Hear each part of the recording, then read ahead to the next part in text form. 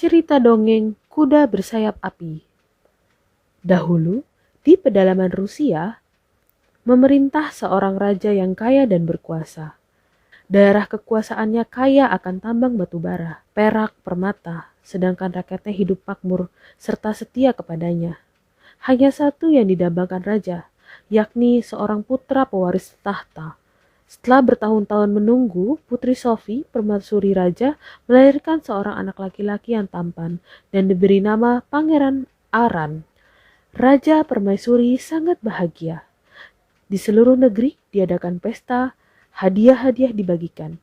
Seisi negeri pun ikut bergembira.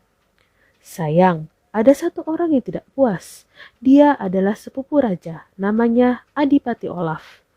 Sebelum Pangeran Aran lahir, Adipati Olaf adalah calon perwaris harta.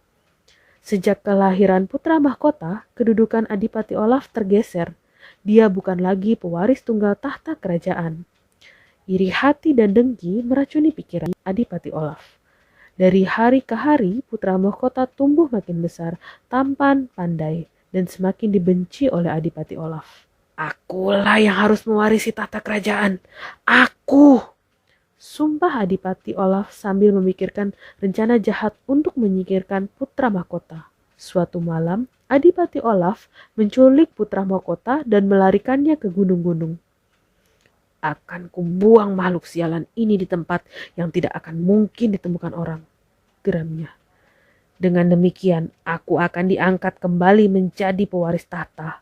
Orang-orang akan menghormatiku.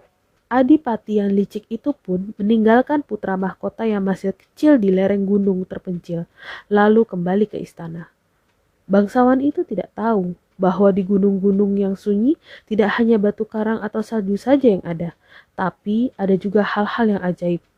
Di gunung tempat Pangeran Aran ditinggalkan adalah tempat tinggal kuda bersayap api. Binatang ajaib ini mempunyai sayap, ekor, dan surai yang selalu menyala seperti api. Dia selalu berkeliaran menjelajah celah-celah pegunungan. Kuda itu merasa iba melihat Pangeran Aran.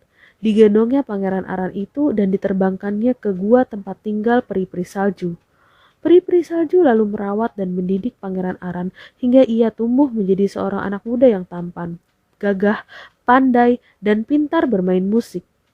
Pendek kata, menguasai segala hal yang harus dikuasai oleh seorang pangeran muda. Pangeran Aran benar-benar bahagia tinggal di pegunungan. Setiap hari dia akan memacu kudanya, kuda bersayap api itu, dan menjelajahi lereng-lereng yang tersembunyi. Dia senang memandangi puncak-puncak bukit di bawahnya sambil menikmati semilir angin pegunungan. Jika Pangeran Aran hidup bahagia, tidak demikianlah dengan kedua orang tuanya. Mereka merasa merana. Yang mereka ketahui hanyalah bahwa putra kesayangannya hilang diculik dan tidak pernah bisa ditemukan kembali. Tidak ada lagi pewaris tahta kecuali tentu saja Adipati Olaf. Adipati Olaf merasa puas. Banyak sudah pasukan yang dikerahkan untuk mencari pangeran yang hilang, tapi tidak ada yang berhasil menemukan. Sampai akhirnya Ratu Sophie mendengar tentang seorang wanita bijaksana yang tinggal di kaki pegunungan yang tinggi. Ratu Sophie pergi mengunjunginya. Pangeran yang hilang? Tanya wanita tua parau. Aku pasti bisa mencari berita tentang pangeran yang hilang. Seorang pangeran selalu dikelilingi cahaya yang bersinar samar.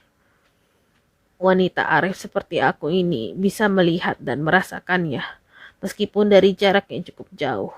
Wanita tua itu duduk bersemedi. Lama sekali, hingga Ratu Sophie menyangkanya sedang tertidur. Akhirnya kelopak matanya bergetar dan wanita tua itu membuka matanya. Dia di lereng gunung tinggi, bisik wanita itu. Di gua peri-peri gunung, dalam gua yang tinggi membeku, aku bisa merasakan adanya kehangatan. Ada manusia yang tinggal di sana. Aku bisa melihat cahaya samar-samar mengelilingnya. Meskipun mataku tertutup, pasti dia pangeran yang hilang, putramu. Wanita bijaksana itu menunjukkan jalan ke arah gua peri. Lalu raja sendiri naik ke sana diiringi pasukan pengawal yang gagah berani. Dengan segera dia mengenali putranya, karena begitu mirip dengan dirinya sendiri ketika masih muda. Betapa bahagianya raja menemukan putranya yang hilang. Begitu juga sang putra mahkota.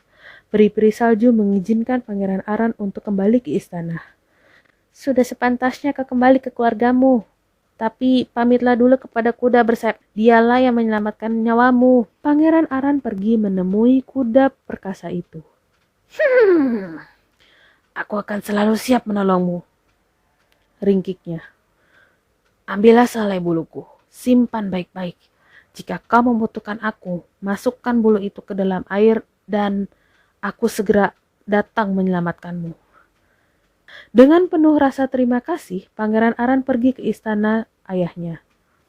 Dia menikah dengan seorang putri yang cantik jelita dan hidup bahagia. Tapi di balik kebahagiaan itu, dendam Adipati Olaf membara. Dia mengira Pangeran Aran telah binasa ketika masih bayi. Dia lalu pergi ke raja negeri tetangga. Akan kubocorkan rahasia pertahanan kerajaanku. Maukah Anda menaklukkannya? Tanya kepada raja tetangga. Aku akan menjadi raja di sana. Akan kuupah dengan separuh kekayaan kerajaanku. Jahat sekali, tapi bagi Adipati Olaf, nampaknya itulah satu-satunya jalan yang masih terbuka. Raja negeri tetangga setuju dan mengirimkan pasukannya untuk menyerang kerajaan Pangeran Aran. Karena semua rahasia pertahanan telah dibocorkan oleh Adipati Olaf, tentu saja pasukan musuh menang.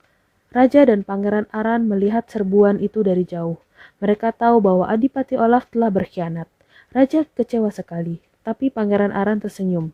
Dimasukkannya bulu kuda ke dalam air, dan dalam sekejap muncullah si kuda bersayap api. Panggillah angin ribut untuk mengusir pasukan musuh. Perintah Pangeran Aran kepada si kuda. Musuh pun berhasil disapu bersih. Tunggang langgang mereka lari kembali ke negeri seberang. Nasib Adipati Olaf tidak diketahui. Sejak saat itu, tidak ada seorang pun yang berani bermusuhan dengan Pangeran Aran. Karena mereka tahu Pangeran Aran punya seekor kuda yang sangat sakti. Raja, Pangeran Aran, dan keluarganya pun akhirnya hidup bahagia. Oke, terima kasih sudah mendengarkan. Dah.